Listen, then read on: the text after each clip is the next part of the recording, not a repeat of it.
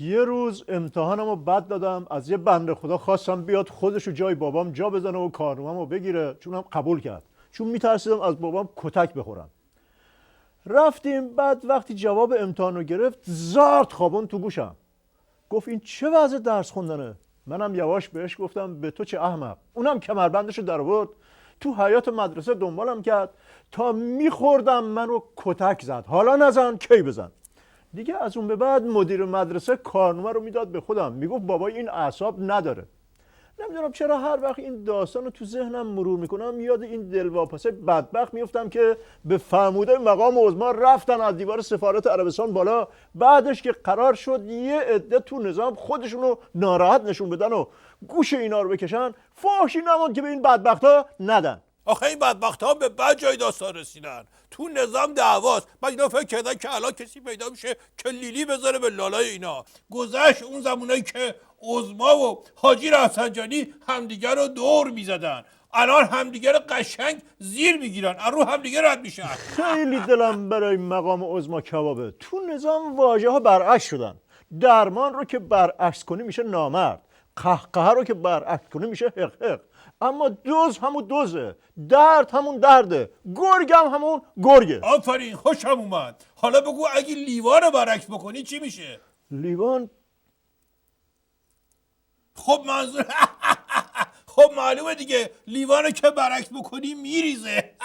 جدی داشتی برعکسش میکردی تو اون ذهنت. تعجب آدمی هستی، چه راحت میری سر کار. دیدی گفتم درد همون درده؟ تو چی گفتی اینجا؟ هیچی، گفتم درد اینجاست که حاجی رفسنجانی هم بدبختی مقام عظما رو فهمیده و هی نمک میپاشه رو زخمش، هی با ایما و اشاره بهش میگه بترس از فتنه. ولی زیادم نمیتونه پاره بذاره رو گاز و بره جلو. چرا؟ چون که وقتی خودش هم میگه اون وقت خودش هم میترسه. حکایت همون مشنگه است که اسم بچه‌شو گذاشت رستم، بعد خودش میترسید بچه رو دعوا کنه. گفتین ترس، یاد یه سوال افتادم که محمد علی جعفری فرمانده کل سپاه فرستاده. نوشته به ما گفتن بگیم اگه تو سوریه و لبنان نجنگیم باید تو تهران بجنگیم، ولی خداوکیلی خودمونم نفهمیدیم یعنی چی. بگین دکتر بدنبادر استراتژیست نظام منو روشنم کنه. اول بذار من یه خورده روشن بکنم که داستان این محمد علی جعفری مشنگ چیه تا بفهمی چرا اینطوری شده به این روز افتاده که مغزش ماسیده. خودش میگفت خیلی وقت پیش یه شب یه فکری زد به سرم، منم برگشتم زدم به سرش، گفتم بیشعور چرا رو من دست بلند میکنی؟ از اون روز با هر چی فکر قهرم. پایان نقل قول. ببین جعفری نشست و برخاست، با آقای دکتر بزنبادر به من 2 تا چیزو آموخت. شرمنده اخلاقتم. هیچ کدومشو نمیگم تو خماری بمونی. والا زحمت کشیدم یاد گرفتم، شونم کبود شده براش. خودت برو یاد بگیر الاغ، دندت نه، چه توقعاتی داره پر رو. سر بنبست استراتژیکی تو منطقه و داستان استان 35 و فشلگاه حاجی قاسم سلیمانی و اینا، این همه حرف زدیم، گل لغت میکردیم ناکس. آخر شاهنامه رسیدیم تازه میگه رستم مربی رئال مادرید بود یا بارسلون. بله آقای دکتر، خونتون رو کثیف نکنین، یه سال دیگه مونده تحمل کنین تموم میشه.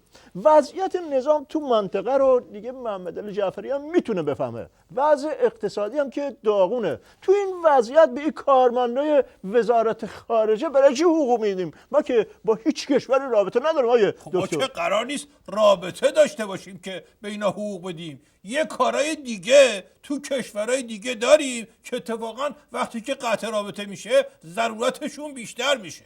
آقای دکتر، پوز مقام عظما رو سر همین دخالت تو کشورهای دیگه ببخشین سر همین کارهای دیگه تو کشورهای دیگه دارن میزنن.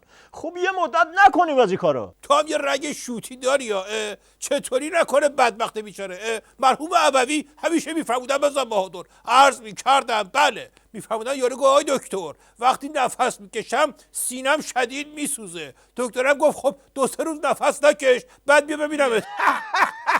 روشن شد. خب کاش مقام عظما اقلا همین رو حالی این مقامات میکرد که تو این وضعیت داغون کمکش باشن، دقمرگش نکنن. عظمای بدبخت اگه بخواد همین رو به اینا حالی بکنه خودش زودتر از همه میمیره و دقمرگ میشه. مرحوم ابوی همیشه میفرمودن بزن بهادر، عرض میکردم بله، میفرمودن بابای تو بستر مرگ بچه رو صدا کرد گفت بیا بشین کارت دارم.